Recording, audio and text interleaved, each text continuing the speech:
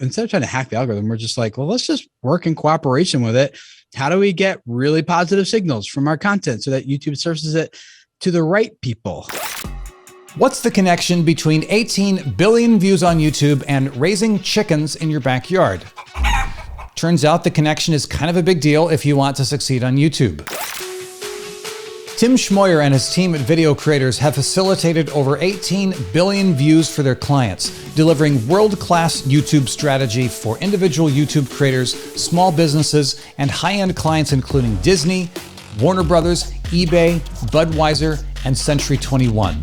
Tim has literally taught YouTube to YouTube employees, and he's built a 7-figure business that exists to help its clients spread their message and change people's lives.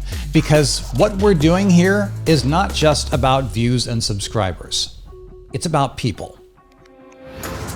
Welcome to the Story Greenlight podcast, where we're all about empowering creators like you to tell your stories, connect with your audience, and create the impact that you were put on this planet to make. My name is Jeff Barch. I'm a coach, author, and entrepreneur with over 20 years of experience shaping content for ABC, NBC, Universal, Disney, Apple, and a whole bunch of others. My team and I support YouTube creators with followings in the hundreds to the many millions. At Story Greenlight, we believe that you matter, your message matters, and the world needs to hear what you have to say. Tim Schmoyer, the one and only. Actually, we've been through this before, haven't we? I'm not the one and only. Not the one and only. Yes. How many Tim Schmoyers are there? I am Facebook friends with a few, but I know one of them personally. We went to college together. We were both in the same program, graduated together, both dated girls named Rachel. His girlfriend was writing me letters for a little while, which was kind of weird. We got grades mixed up, papers mixed up, scholarships mixed up. It was a fun time. And, wow. And so we still follow each other online and comment on each other's stuff. But yeah. Very cool. And at this point, the big news is that both you and I are in the same part of the country now. My family has left California thanks to COVID life, and my client work continues remotely for companies back in LA. And you are here in the Cincinnati area, and I'm up on the northern part of the state in Cleveland, and it is cold this morning. And the thing that I wanted to ask you is, you have chickens. What do chickens do when it's this cold? So there's different, it depends on who you ask. And it also kind of depends on what breed chicken you have. And it also depends on how cold you mean by cold. Like a Californian from LA probably thinks 50 degrees is cold, right? It was below freezing this morning, dude. Yeah, it was in the 20s this morning. Yeah. So most chickens are hardy enough where 20 degrees isn't a big deal to them. If they really get cold, they just huddle together, and it's not a big deal. The main thing is you just got to block wind from them, and they're usually okay. Now, if you get pretty cold, you can put some heat in there. But from what I hear from other friends who are smarter than me with this stuff, it's like, even when it gets below zero, the chicken, like they put heat sources in the coops, and the chickens like just stay away from it. They don't even care. Really? So yeah, but again, it depends on the breed you have. Some are more cold hardy than others, but so our chickens, like we don't supplement their heat. They have their coop, and they seem to be perfectly fine. Nice. So how are you feeling? Low maintenance. How are you feeling with your? I mean, you've been getting into the homesteading thing over the last, would you say, 2 years at this point? Yeah, probably about 2 years. Yeah.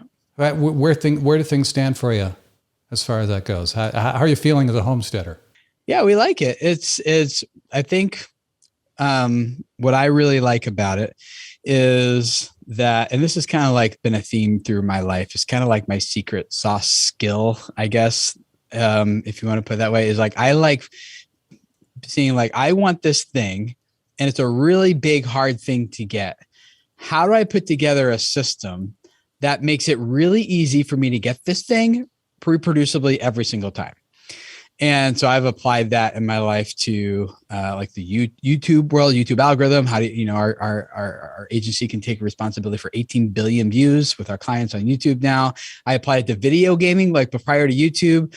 I was ranked globally in the world for a game called Guild Wars, where it was like this much damage and this amount of time with this rune and this armor and this weapon and this environment, blah, blah, blah. It's like a big algorithm, lots of math that happens like really fast, right? Wow. And then out comes victory, right? Piano or music, as you have that background, like you learn the music theory system, and then you need to learn a few things for different contexts, like a guitar versus a violin versus a piano, but music works the same way on all those instruments. So once you understand the system, you can tweak it to the context and get that thing. So, and blogging and world too, and all that kind of stuff. So when it comes to homesteading, it just falls right into that same category of we want really fresh, good, healthy, organic food from that we raise and grow ourselves. So but I don't want to do all the work of like weeding and tilling, and I don't want to do all the work of like trying to keep the soil nutrient rich, and I don't want to do all of that. And so we put together a system based on what other people's like. So you get the chickens go on the garden during the fall and the winter. They eat all the weeds and scratch and till all the ground, and they're fertilizing it with their manure, right? They're mixing the carbon or their nitrogen with the carbon of the wood chips we're also putting on the garden. Our soil right now, like, is so spongy. I know no one else freaks out about it. Okay, I'm sorry. I'm just gonna get a little nerdy. When you step on it, like your foot sinks like several inches into it. Not in a muddy way. It's not like sticky mud. It's like that soft, like that amazing. Like it's just dark brown, like it's almost black. Wow. So anyway, but we worked really hard to get it that way. No, we didn't work really hard. The chickens worked really hard to get it that way. And then all we do is we just plant the seed. We take the chickens off. It's all ready to go. We don't have to till it. We don't have to do anything to it. We just plant the seeds, put some wood chips in between the rows to keep weeds from growing there. And then that also becomes more carbon for the chickens to put their nitrogen on in the winter. And so it's just like this good system. We just get like most amazing tasting fruits and vegetables and now we have fruit trees and fruit bushes and grapevines and stuff too. Then it just tastes, there's no way grocery store compete. It like grocery store strawberries taste like bland. Yeah. Now. It's just that I can pick it, eat it, and it's just like candy. It's just amazing. That I can say one of the times our family lived in Omaha. There is a produce farm outside Omaha and in Bellevue, Nebraska, the Bellevue Berry Farm. And I remember going to that place as a kid, and we would just pick strawberries by the box. It's so different, than the store. Just the real thing, for sure. In our family, it was good for us because from a relational standpoint, we were all when we did have to do something with like moving the chickens or moving the coop or something, or planting the seeds, it was like as a relational thing we were doing together. We're teaching our kids. But then the best part was actually when it was time to our kids, for whenever they wanted a snack, would just run out to the garden and grab some strawberries, pop some cherry tomatoes, some sugar snap peas, or like whatever they want, and they would just go out to the garden. And our whole family, like I would be between calls or something, and we'd just be out there just talking, picking stuff, eating it, and letting the stuff that's not quite ripe continue to grow. And yeah, it's like the whole family just kind of having a snack out in the garden together. It was really good. That is so cool. I would say probably the majority of people at Story Greenlight are here because they either heard about Story Greenlight from you or they're very familiar with you. And so because of that, you're giving us a little bit of a snapshot of what your story's like right now. I'm just going to go ahead and do a basic recap of your early story. So then I'm going to dump you off into saying, hey, pick up from this point here. Okay. Okay. Yeah. So, and don't undersell yourself, right? Like you're doing good work here and you're growing your own audience. And so I don't presume that all these people know who I am. So it's, give yourself some credit for what you're building too. I think I appreciate the sentiment though, but yeah, I'm happy to introduce myself to anyone who doesn't know who I am. So for people who haven't heard Tim's early backstory, you'll know that he's always had a heart for serving others. And he started out doing that as a youth pastor. And so just jump in at any point if I'm wrong. No, I kind of want to hear what you say. So here's youth pastor. Hopefully your version Tim, will be better than mine. And he met this gal that he ended up dating, and there was cross country family. And so as he was dating this gal who he ended up marrying, They started putting videos up on the internet on this platform called YouTube, just so people could stay in touch with each other. And after a while, more people started watching his personal videos, which at first was creepy, but then he thought, wow, this could actually be really kind of cool. Turns out other people wanted to learn how to do what he did. You got to a point where you were doing this more and more, and you were doing this for your job. Your job let you go or downsized, or that job ended. I was fired. Yeah. Okay. So that happened, and that was kind of your point of no return to saying, okay, it's time to jump into this and make this happen. And that's how video creators started. Yes? Yeah. You got the general gist of it. That's pretty much it. There's some other things in there that happen, of course, but yeah, you got it. Good job. So as you go on from there, if anyone looks you up on Google at this point, literally you are the first, your name comes up as the #1 result on Google after ads. When you say YouTube consultant, I checked that out yesterday. And was that #1 or #2 or #3? You were the #1 slot. So, #1. Yes. We had a little dip. We went down to like average position 2.7 because I changed the headline of my page to something I thought was better, but turns out the data proved me wrong and I quickly switched it back. Well, there you go. But I didn't switch it back. I'm trying a new version of it right now. We're just trying to make it clearer to attract the right person, not just a lot of people. So you have, you got to a point where you established yourself as one of the OG, one of the original YouTube teachers, how to succeed on YouTube. And you've literally taught at YouTube about here's how to lay this stuff out and helped YouTube itself. And there was a point where you were feeling a bit of a change coming. You were bored out of your mind making videos about here's how to get more views, here's how to get more subscribers. So that's where I'm going to let you take over your story. I will stop telling your story. So when you get the storyteller, I like how you're telling it. Well, you get to a point where people would think I've arrived. What happened from that point, and how are things changing, and how did you end up pivoting from there to what you're doing now? So a couple of different situations, I guess. One, in the early days of YouTube, when Google first bought them, there wasn't anyone at YouTube who really fully understood how YouTube worked from a high level. Everyone was really siloed. And so in the early days, they would contract me to come teach their employees how YouTube works, and wow. And that eventually, Google was really good at systems, and so they got better systems in place. But in the beginning, they just who understands this at a high level, and that's where I came in. And then I did end up speaking in some of their advertising events that YouTube does for their Levi's and Walmart and McDonald's and they're big brands. They would bring me out and speak about YouTube at those events, and so those were fun. So the question is how have we pivoted, and what's the story been like since then in terms of this is how we got to where we are now? Well, so you get to a point where there are no longer just a handful of people talking about here's how to succeed on YouTube. The field gets crowded. And how do you react to that?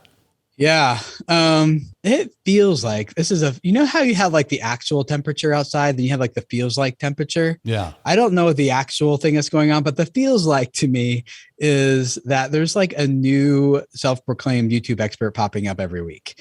Someone who comes out with another online course about how to do this thing or that thing on YouTube. And from my perspective of having done this for over a decade, and having worked with literally over 4,000, directly, not through my channel, but directly having worked with over 4,000 creators and doing strategy with them and things, that I look at what they're saying and I'm like, I know why you think that, but that's not how it works, or I know, and I don't mean this as any disrespect to anybody, but some of them are hey, I did this. Here's how I grew my channel. Take this course. I'm like, that process literally only works for you because of this unique thing that you have, but that process is not reproducible for other people. Right. So, and I don't, again, not trying to downplay. It's just kind of what happened to me as I was really, I got to compete with that person now too. And I just didn't really want to keep competing like that. And two, I was also kind of just getting a little bored of talking about it over and over and over again. And so I decided to pivot and go more towards the agency route and be like, I want to actually work with people, not just sell them information that they feel good about. Because when I work with someone, it has to work, especially if it's like someone's livelihood is on the line. Like it can't be just some good ideas that we'll test and see what happens. Like it has to actually be proven to work and work well every single time. And so I went the agency direction just because it's a higher barrier of entry for competitors. And two, if most of them went that direction, they wouldn't last very long because their process won't work at a scalable level for people in different contexts and situations and things. So I know that sounds really arrogant, but I just was like, where's the blue ocean here? This is feeling a little bit red. If you're familiar with the red ocean, blue ocean analogy. I'm familiar with it on the surface, but for listeners who aren't. Basically, there's a lot of sharks swimming in this water now, and there's a lot of blood in the water, and we're all just kind of trying to eat the same thing. And there's a lot of competition for the same thing. But a blue ocean's like, I'm there by myself. Like it's just me and no one else. There's like no competition. And there are very few, there are YouTube agencies out there, but it's a significantly bluer ocean. And it's even more significant when you look at the results that they're getting. So I want to play in that realm. And so we've kind of positioned ourselves. We're doing more client work, and we now feel confident enough that, we've proven ourselves enough that we now tell our clients like, hey, if you work with us for 3 months and you follow the process we give you and you don't hit this goal you want by the end of 3 months, we will work with you for free until you get there. And I've not once ever had to deliver on that. That is amazing. Either they don't do the work or they do it and get the results and then they want to renew and keep going. So it's not a super scalable business model because it's limited by human capacity, but I do like it from the perspective of I like building relationships with people. It's actually part of our mission. It's like, it's not just providing expertise. That's what people pay us for, but it's expertise and authentic relationships that equip people to grow their business. And if you're not seeing this, seeing this in video, Tim's standing in front of his wall in his studio, and he has the mission and their vision. Yeah, it's right next to me. I see it every day, along with our core values and all this stuff. But yeah, so it doesn't scale as well as selling an online course, but we find more fulfillment in it, because we get to work with people and build relationships with them, and we just like that. Well, and I'll tell you, the thread from talking about chickens and gardens and talking about getting results on YouTube, that is not a coincidence, because you said it yourself at the very beginning, the idea of having a system, a reproducible system. And it's always a challenge when you're talking about people who are doing creative work and they think, I'm doing this creating thing. I'm creating content. And then when you say you have to add systems to it, there's a lot of pushback to that. How have you dealt with that when you talk to people, when you say you have to build more systems? We don't try to systematize people's creativity. Although now that you say that, that sounds really fun. Like if you could systematize creativity. Tim goes off on another rabbit trail where it actually still feels creative but also gets results every time. Like, okay, yeah, I go there. What we've systematized isn't creativity. It's ultimately comes down to, if I'm going to boil the whole thing down, it comes down to how do you quickly build a human emotional connection with your viewer very quickly online. And that's the thing that gets you more watch time. That's the thing that makes people more likely to subscribe, to talk about you, to come back and watch more content. It's because it feels something.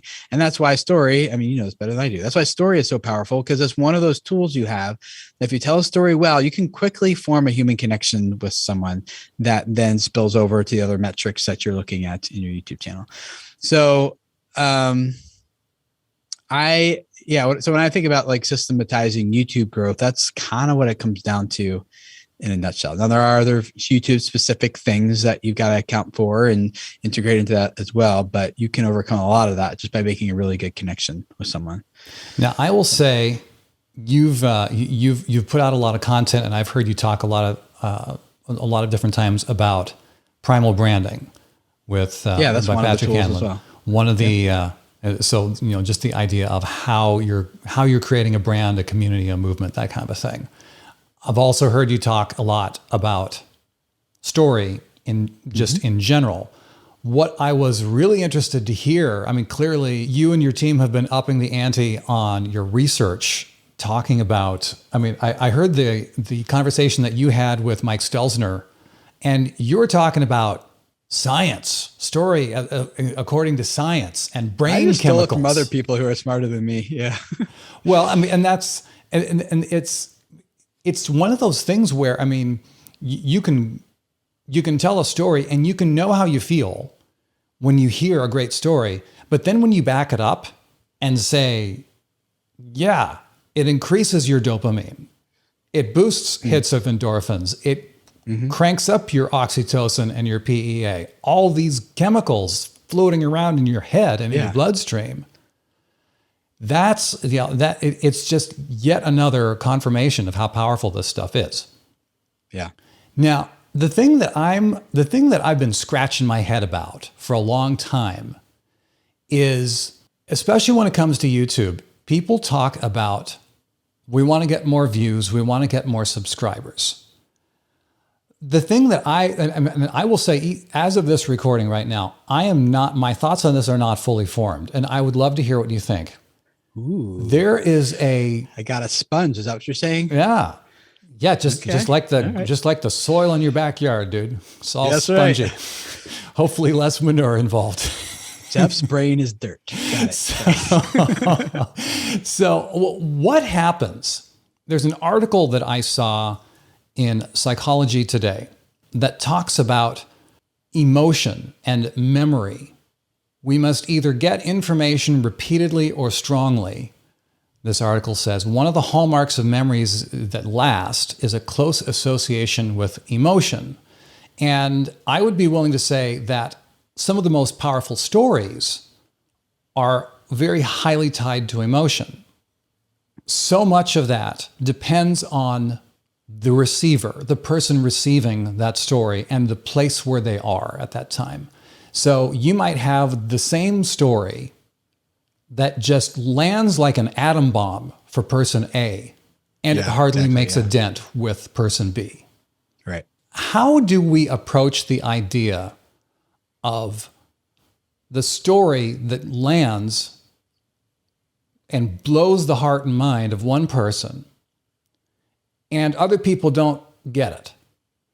Are we going to say that if you get a piece on YouTube where you're looking at comments where people are saying, this left me in tears, I'm getting chills, this is incredible, but it doesn't get the view count as high as other things? How do we approach that? Yeah, I love it. This is fun. So I don't think any of this is going to be a surprise to you, because you already answered the question. It depends on who the audience is. Mm-hmm. The mistake a lot of creators make is they haven't defined who their stories are for. They assume they do, or they tell stories that are like, they focus on telling a good story. They don't focus on telling a good story for a specific recipient. So what we do as video creators, like the very first place we start, no matter when we start working, we always have the first clearly defined, okay, you want more views, you want more subscribers, you want to grow your channel. Like, who are we going after here? Like, who's your most ideal viewer and subscriber? And they usually go to like someone between 18 and 65 years old, male, US, UK, Canada, Australia, like, no, not demographic information. I'm talking about like, what's their story? So you said exactly right, Jeff, is like, we have to know who is this content for? What is their story? Not just their demographic info, so that when we craft our story, It's designed to hit like an atom bomb for that person. And then it takes some time, but as that, an atom bomb feels really violent, but on one person, and then the next video is not going to be 5 million. The next one's going to be like that person plus one more person. And it's more of like a compounding effect over time than it is like a instant, like, oh, now I did this one little hack and now my YouTube channel is growing, right? It's more of I'm making this person feel something. The next time is like, I'm making another one of those people feel something. Now I'm making 2 of them feel something. Maybe 4 more videos go by. Now you're making 4 people feel something. And it's the compound growth effect that builds unstoppable momentum in growth eventually. Most people just give up too soon because they think that what should be happening is this should be like a hockey stick growth, not like I'm building a brand where I have like not just 1 million people following me, but like the most dedicated, passionate, loyal potential customers ever. Right. So we're doing like stock market here, not gambling, if that makes sense. You get different game. Like we're thinking long term here. This isn't like a switch that you flip. Like, oh, here's the magic secret sauce. Here's the magic button I've been looking for YouTube. It's that plus a bunch of other things. I mean, it's not, you got to think titles and thumbnails, obviously, because it doesn't matter how amazing the story is if no one clicks on it in the first place. So, there's a lot of other things to consider too, but we're talking about compounding growth over time. So we've seen the people who stick with it, grow. The other thing that goes along with that is this is my own personal, and you know this, Jeff, like storytelling is hard and you're not going to, I've been working on this for years and I still don't really think like I know how to talk about it and I understand how it works and I can teach other people how it works. But when it comes to me telling a good story, it is hard. So it's not like we told a story. Now, why doesn't it grow? It's like, you got to tell a story, but that's a skill you've got to craft over time. And so not only does it take time for it to engage and keep and build that momentum on YouTube once you have the skill, but there's also the skill that the time that goes into developing that skill that becomes your unfair advantage against all of your other competitors. But it's not a switch. I'm just going to say, for the record, pulling straight out of modern psychology research, there's a phenomenon called the Dunning-Kruger Effect.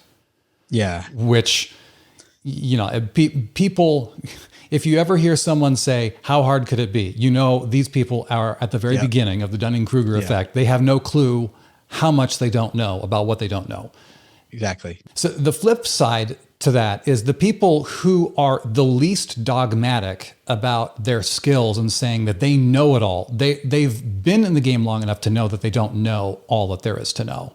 Sure, so it's those people who are actually the most accomplished in that given area. This is research, dude. So I'm throwing psychological research back at you to say, I really think you're not giving yourself as much credit as you deserve. So just for what it's worth. You're right. I think I know a lot, but my execution, and maybe it's because the more I know, the more I realize like, oh, I could have done that better. I could have done that part better, But to come back to the original question, it's like we have to know our audience's story on that same type of level. It's not like a demographic thing. And then you can more predictably hit that atom bomb going over and over and over again. Like here at Video Creators, we just narrowed our audience. We had like 3 target audiences and we're like, nope, we just got to have one. And we're like, look at who are our best clients and where do we do our best work and who do we enjoy working with the most and those types of things, and be like, okay, this is, we wrote up the person's story. It's like a 1.5 page story of them. It's not like demographic info. And as I read it to my team for the first time, they're all like, that is absolutely everyone I love working with the most. That is. And so it becomes a self-fulfilling prophecy that we end up attracting that person by telling stories that engage that person. So where the atom bomb does not hit, we're kind of like, oh, then you must not be this person we're going after. Be on your way, work with someone else who is actually who does their best work with you. So we're not trying to reach, our goal is not to grow the largest amount of viewership. Our goal is not to be in front of 1,000 people. Our goal is to be in front of 10 of the right people.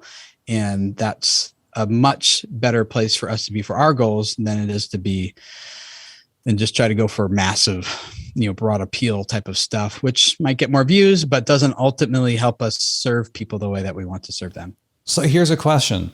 Even if a piece gets fewer views, as long as they are landing with the right people, then that video could be deemed a success. Is that what Absolutely. you're saying? But you have to define what success is. For us, success is not getting as many views as possible in a video or on a podcast episode or email open rates or anything. The success for us is, are we reaching the right person?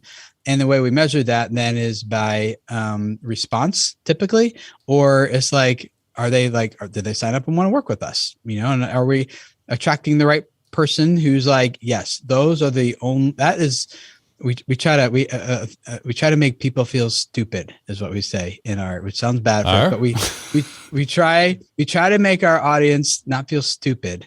We try to make them feel stupid saying no. Like, this is just so obvious that if I said no to this would be stupid of me.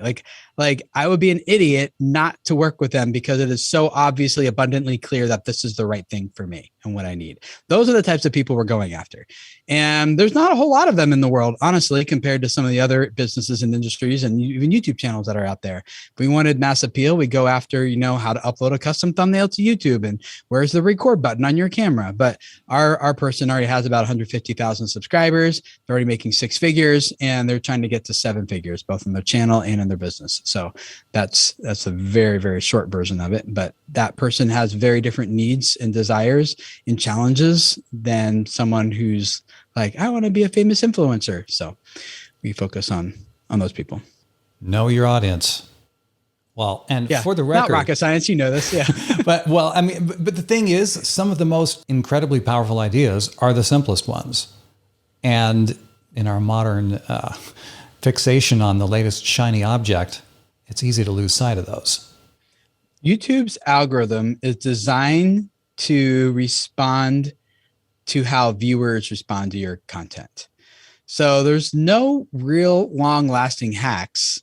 It's ultimately like, how do people react to your content? And if they react really favorably and positively to it, YouTube surfaces that content to more of those types of people, not just like general people, but they have a profile for each viewer and they can match like, oh, so this type of person really engages with this content. Here's 3 more people who share a similar profile. Let's put this content in front of them. But like, that's why every single person's homepage is different. Like, billions of people come to YouTube and everyone's homepage is different because they each have a different profile.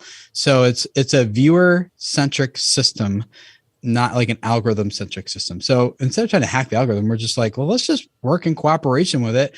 How do we get really positive signals from our content so that YouTube surfaces it to the right people and we get in front of the people who would actually grow our business, or the right people who would actually like help us get better brand deals, or like whatever the goal is. So it's the success. You have to define what a win is first. You have to define what success is, and then you can do a better job at measuring, are we hitting that or not?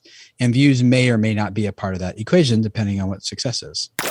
Hey, if you like these ideas and conversations and want help applying them specifically to your own content, then you should join us in the Green Room. The Green Room is our private community here at Story Greenlight that's all about helping you create the next level of impact in your content and in yourself with the support of an active community of creators like you. There is some powerful stuff that happens in there. To find out more, hit up the link in the show notes or in the description below.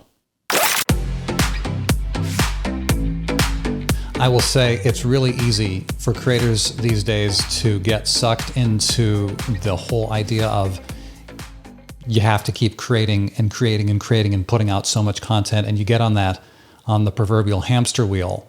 You've long moved past that point yourself, and you're working with people who are along that path of getting those, building out a team, getting systems in place, getting processes in place, and really expanding the scope of what they're doing.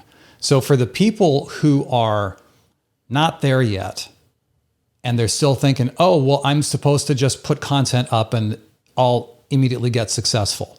people can realize pretty quickly that once that if your goal is to make money, or to, if your goal is to make money, YouTube AdSense is going to be just a tiny, tiny little fraction of what that is. How do you help creators to say, hey, here's the way to start thinking about creating value beyond just creating content? So when we're doing a one-on-one consultation or working with a client for the first time, the very first question we ask, even before we get to target audience, so I guess I misspoke there, but the very first thing we want to dig into is like, what are you trying to accomplish here with this channel? What's your goal? What would be a win? And they usually say kind of what you said. I want more views, more subscribers, or more money. And I get that, but there's always something deeper. Like that's not the actual goal. That's like I like Seth Godin, his analogy is people aren't buying a drill bit. They're buying the hole. Yes. That is making right. You're right. And so I want to know, and they're not even buying the hole. They're buying like the ability to hang a picture on the wall. They're not even buying. Yeah. They're not even buying the picture. They're buying the feeling when they, so it's really important that we okay. I'm just going to jump in right there because that is some next level stuff, folks. If you haven't actually, you just need to hit rewind on that and just listen to it again, because that is the foundation of persuasion and marketing that has been in place for centuries, even thousands of years.